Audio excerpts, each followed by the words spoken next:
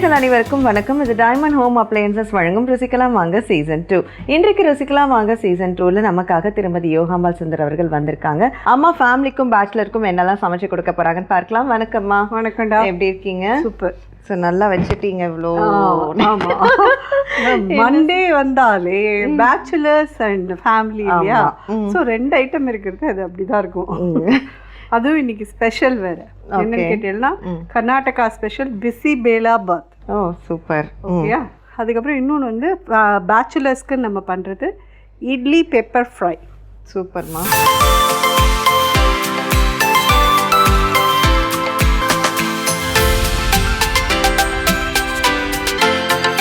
ரெண்டுமே சம ரெசிபி. இட்லி வந்து பாக்கெட் மாவே கிடைக்கிறது, அதை வாங்கி வாத்து வச்சுருந்தானா ஆறினதுக்கு அப்புறம் அதை கட் பண்ணி போட்டு ஜாலியாக பண்ணி சாப்பிட்டு ஜாலியாக. அதேதான். ஃபர்ஸ்ட் என்ன செய்கிறீங்கம்மா? எண்ணெய் கொடுங்க. ஃபர்ஸ்ட் காயெல்லாம் வேக போட்டுடலாம். ஓகே.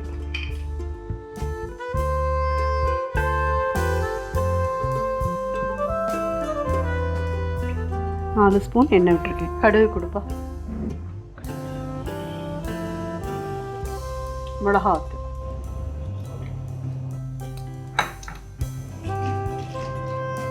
ஒன்று தான் போட்டிருக்கேன். வெங்காயம், சாம்பார் வெங்காயம் இந்த மாதிரி ஒரு 10 வெங்காயம் உரிச்சு போட்டுருக்கேன். கேரட், பீன்ஸ், உருளைக்கிழங்கு, தக்காளி,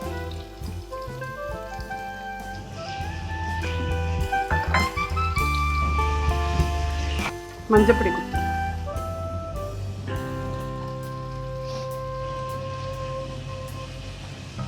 1/4 டீஸ்பூன் மஞ்சப்பொடி, உப்பு. கறிகாய்க்கெல்லாம் வேணுங்கிற அளவு உப்பு போடலாம். ஸோ இந்த மாதிரி பெங்களூர் ஃப்ரெண்ட்ஸு இல்லை நார்த்லேருந்து வராங்கன்னா அந்த ஊருடைய ரெசிபி நீங்கள் சமைச்சு கொடுப்பீங்கல்ல, அப்போ அவங்க ரியாக்ஷன் எப்படி இருக்கும்மா? ஆனால் ஆத்தென்டிக்காக அவள்கிட்ட கற்றுன்ட்டு தான்ப்பா பண்ணுவேன். ஓகே. அரைக்குறையாக நம்ம பண்ணினோன்னா அது கண்டிப்பாக அவளை சிரிப்பா. ஆனால் இதுவே நான் சொல்கிற மாதிரி என் தங்கைட்டேந்து நான் 2-3 தடவை இது பண்ணிட்டு தான். ஏன்னா அவள் பெங்களூரில் இருக்கான்னு சொல்லியிருக்கேன் இல்லையா?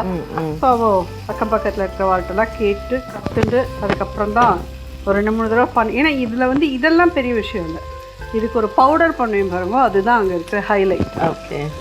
ஸோ இதில் பெருங்காயப்பொடி,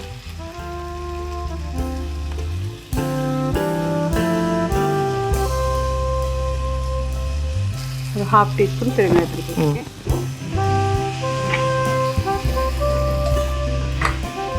ஆக்சுவலி ஆனால் நான் ஹானஸ்டாக சொல்கிறேன், பெங்களூரில் பண்ணுற இதுக்கு வந்து கரிஹாலாம் போடவே மாட்டான்.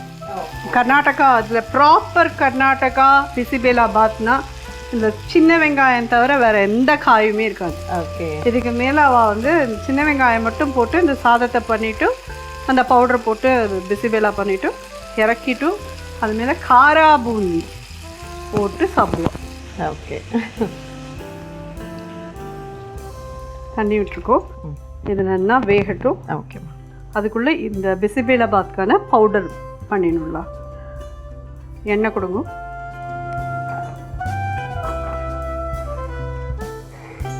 ஜஸ்ட் 1 டீஸ்பூன் விட்டுருக்கேன். தனியா,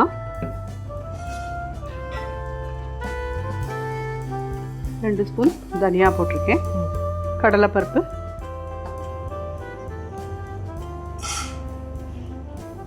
ஒரு ஸ்பூன் கடலைப்பருப்பு, உளுத்தம்பருப்பு, சீரகம் 1/2 டீஸ்பூன் போடுறேன். இதுக்கு வந்து பேடகி மிளகா வத்தல் தான் மெயினாக யூஸ் பண்ணணும். அது பண்ணினா தான் அந்த கலர் வரும். சரி. அதனால தான் இதில் கலரும் இருக்கும், காரமும் இருக்கும். இதை வாங்கணுமா நாங்கள் அப்படின்னு சொல்லி கேட்டீங்களா? வேண்டான்றவா ரெகுலர் மிளகா வத்தல் போட்டு பண்ணிக்கோங்க. கலர் மட்டும் வேறு மாதிரி இருக்கும்.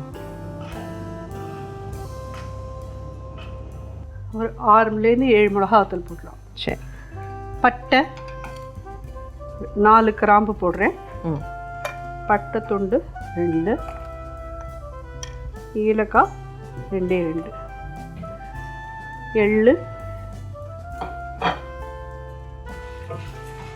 ஸோ நீங்கள் சாம்பார் பண்ணுற இதில் வந்து இந்த ஏலக்காய் பட்டை அதெல்லாம் இருக்காதுமா? இந்த பவுடர் பண்ணி வச்சுட்டேன்னா நீங்கள் எப்போ வேணுமோ பிசிபெலாபாத் பண்ணிக்கலாம். இது நிறைய நாளைக்கு நிற்கும்.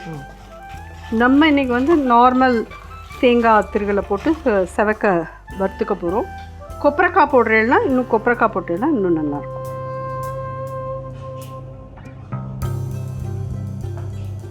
ஒன் டீஸ்பூன் கிட்ட எள்ளு, வெள்ளை எள்ளு போட்டு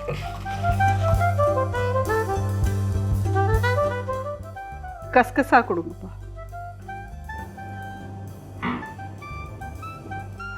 ஒரு 1 டீஸ்பூன் அதுவும் போட்டு வறுத்துருங்க. மிளகு கொடுங்கப்பா. ஒரு 1/2 டீஸ்பூன் கிட்ட போடுறேன். வெந்தயம் 1/4 டீஸ்பூன். இதெல்லாம் நல்லா செவக்க வறுத்துட்டோம். தேங்காய் திருகல் போட்டுடலாம்ப்பா.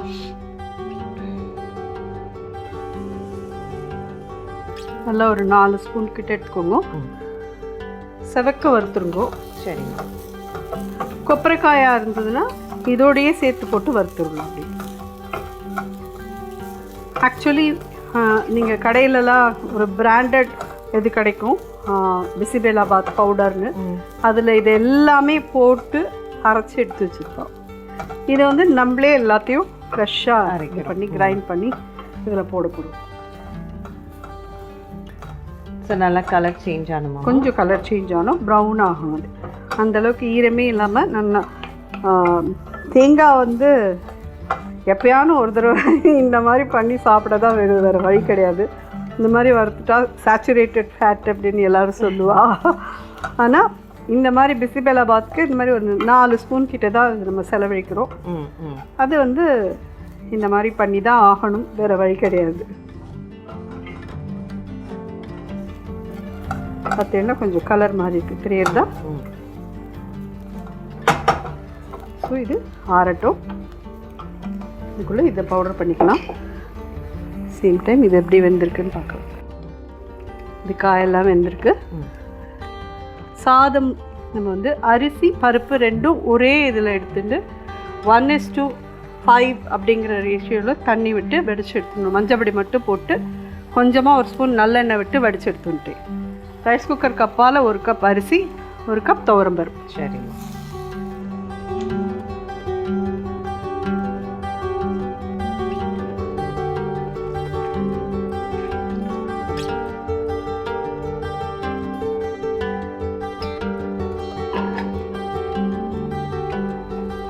தேவையான உப்பு போட்டுடலாம்ப்பா.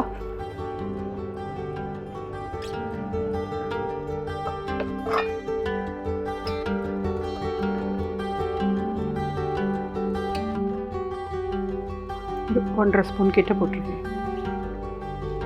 புளியும் இதோடு சேர்த்து கரைச்சி விட்டுருலாம். ஓகே, நிறைய வேண்டாம். ஒரு சின்ன எலுமிச்சம்பழம் அளவுக்கு எலுமிச்சம்பழம் இது புளியை வந்து நல்லா கெட்டியாக கரைச்சி அதில் விட்டுருச்சு. ஏன்னா இது ரொம்ப புளிப்பாலாம் இருக்கக்கூடாது.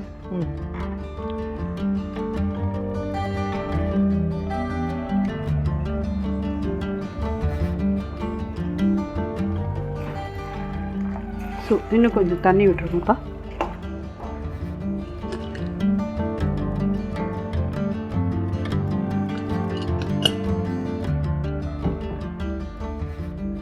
இது எல்லாமே சேர்ந்து திருப்பி வேகட்டும். சரி, நம்ம இதை பவுடர் பண்ணிட்டு வந்துடலாம்.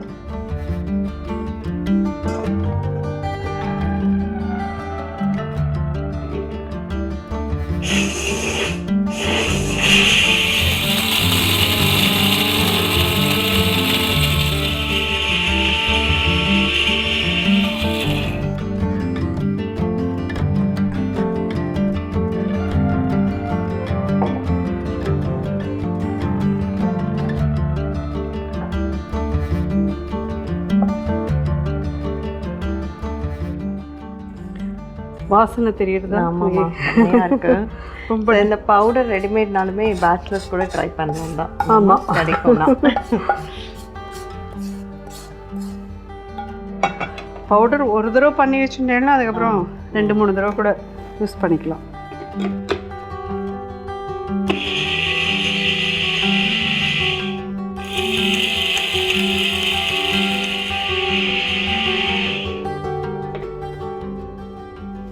கலர் தெரியுறதா? இந்த பேடகை சில்லியோட கலர் தான் இந்த மாதிரி வரும். ஓகே, அதுக்கு தான் அதை யூஸ் பண்ணுறோமே ஒழிய வேற ஒன்றுமே இல்லை. அவள் அதுதான் அங்கே வந்து மெயினாக உங்களுக்கு கர்நாடகாவில் இதுதான் யூஸ் பண்ணுவோம்.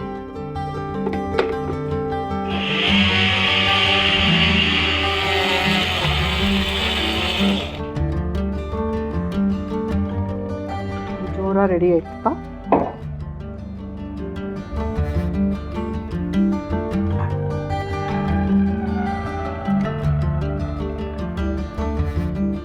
இதில் இப்படியே நெய்யை கொட்டி கொடுத்தீங்கன்னா கூட செமையாக சாப்பிட்றலாம் இல்லையா? ஆனால் இங்கே இருக்கிற ஒருத்தருக்கு நெய் பிடிக்காது. ஆனால் இதில் அவசியம் இன்றைக்கி நம்ம நெய் விடலை. பண்ணுறவா வந்து நெய்யில் முந்திரி பருப்பு தாளித்து கொட்டிக்கோங்க, பிரமாதமாக இருக்கும். ஓகே,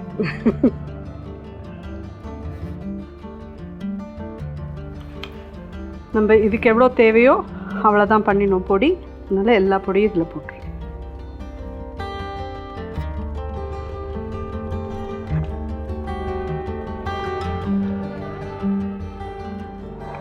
கருவேப்பிலை கொடுங்கப்பா.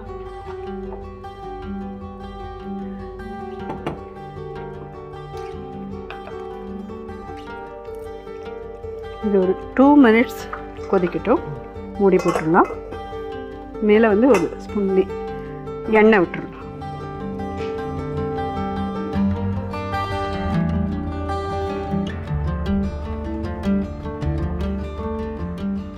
ஸோ இந்த மசாலா சாதம் எல்லாம் ஒன்றா மிக்ஸ் ஆகணும். சரி, அதனால் ஒரு 2-3 நிமிஷம் இது மொத்தமாக மூடி விட்டுருவோம்.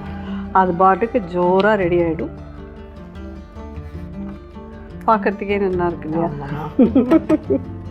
ஸோ நான் ஒருத்தி எப்போ பாரு நான் சமைக்கிறத நானே ரசிப்பேன். அதனால தானே அது அவ்வளோ டேஸ்ட்டாக வருது எங்களுக்கு. இது ரெடி ஆகிடுதுப்பா. நல்லா ஜோராக கொத்தமல்லி மட்டும் கொடுத்துருப்பா. போட்டு அணைச்சிட்டு மூடி வச்சிட்டோன்னா இது ரெடி.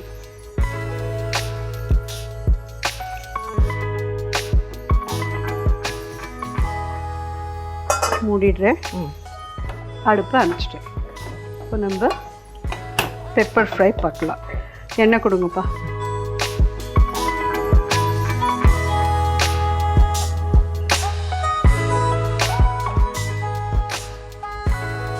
சீரகம்,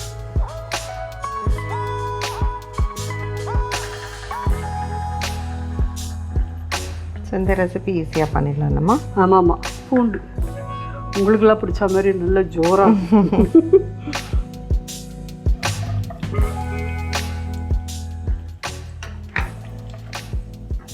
இன்னும் ஒரு 5-6 பூண்டு போட்டுக்கோங்க.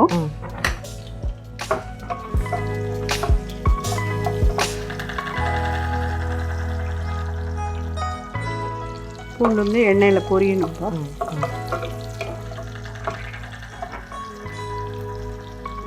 வெங்காயம்,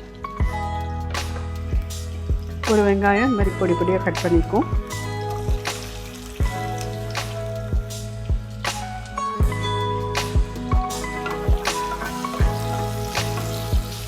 பச்சை மிளகாய் ஸ்லிட் பண்ணி போட்டுக்கோங்க. 2 கருவேப்பிலைப்பா.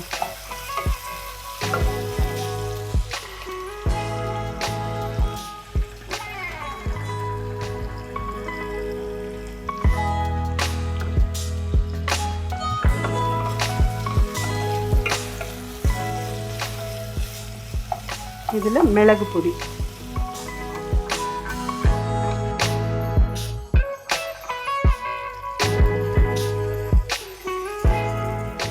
இன்னும் 1.5 டீஸ்பூன் கிட்ட போடுறேன். இப்போ மிளகு நம்ம எண்ணெயிலே வதங்க விட்டுடலாமாம்மா? மிளகுத்தூள் ஒன்றும் நன்னா தான் இருக்கும், ஒன்றுமே ஆகாது. இட்லி கொடுத்துருங்க. ஒரு 8 இட்லி இந்த மாதிரி சின்ன சின்ன பீஸாக இது பண்ணி வச்சுருக்கோம். இதை இதில் ஆட் பண்ணுறோம்.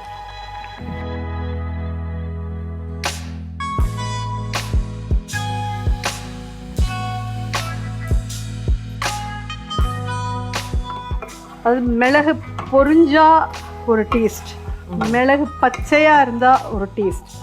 அந்த இதில் எண்ணெயில் இது பொரிஞ்சுதுன்னா ரொம்ப ரொம்ப நல்லாயிருக்கும். ஸோ இது இப்படி கலர்றதை விட பண்ணிடலாம். 2 நிமிஷம் நல்லா ரோஸ்ட் ஆகட்டும். சரி. இது ஆனால் கம்ப்ளீட்டாக ஆறின இட்லியில் பண்ணினேன்னா தான் நல்லா வரும். சுட சுட இட்லி பார்த்துட்டு அதை எடுத்துகிட்டு உடனே கட் பண்ணேன்னா அது பொசன்னு ஆகிடும். கம்ப்ளீட்டாக காத்தால வார்த்த இட்லி மீந்திருக்கு அப்படின்னா அதை வச்சு இது பண்ணினேன்னா சூப்பராக இருக்கும். இது நல்லா கொஞ்சம் ரோஸ்ட் ஆகட்டும்ப்பா. ஓகே, 2 நிமிஷம் ரோஸ்ட் ஆச்சுன்னா ரெடி. இதை சர்வ் பண்ணிடலாம். அதுக்குள்ள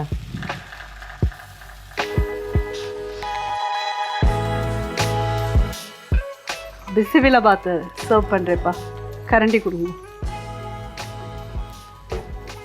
கலர் தான். அதே மாதிரி பெப்பர் வந்து இப்போ ஒரு டவுட் கேட்டா இல்லையா, பெப்பர் வந்து இடிச்சுட்டு போட்டுக்கிறேன்னாலும் போட்டுக்கோங்க, பவுடராக போட்டுக்கிறேன்னாலும் போட்டுக்கோங்க, உங்கள் சௌகரியம். இந்த டவுட்லாம் யாருன்னு ஆடியன்ஸ்க்கு ஒரு டவுட் வரும். அந்த டவுட்டை நான் கிளியர் பண்ணுறேன். கேமராக்கு பின்னாடி ஒரு 10 பேர் கொண்ட குழு இருப்பாங்க. அவங்க தான் இந்த மாதிரி டவுட்லாம் கேட்குறது.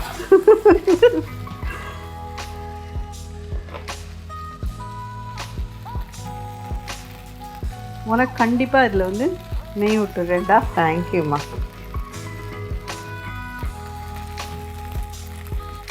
நெய் குட்றா.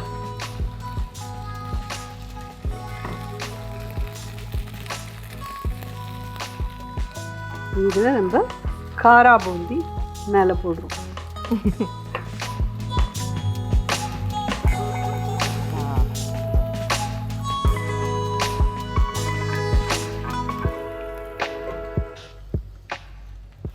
பிசிபிலாபாத் தயார். இட்லி, கொத்தமல்லி கொடுத்துப்பா.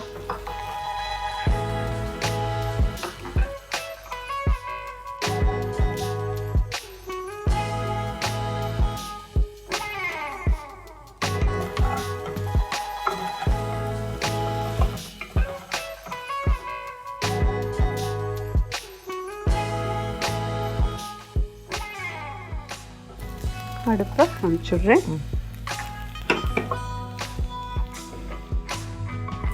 Bisi bele bath pepper fry idli. So 2 ரெசிபியுமே செம டெம்டிங்காக இருக்குது. ஸோ ஃபஸ்ட் வந்து நம்ம பிஸ்மிலாபாத்தை ட்ரை பண்ணிடலாம். எப்படி இருக்குன்னு பார்க்கலாம்.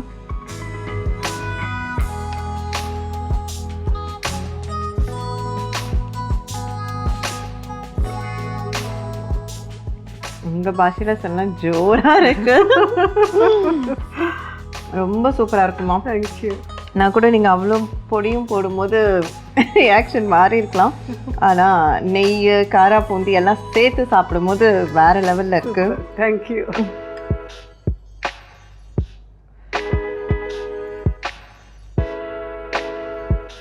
கிட்ஸுக்கு ரொம்ப பிடிக்கும். ரொம்ப நல்லாயிருக்கும். விஷால மெமரி மீதம் மாறுது.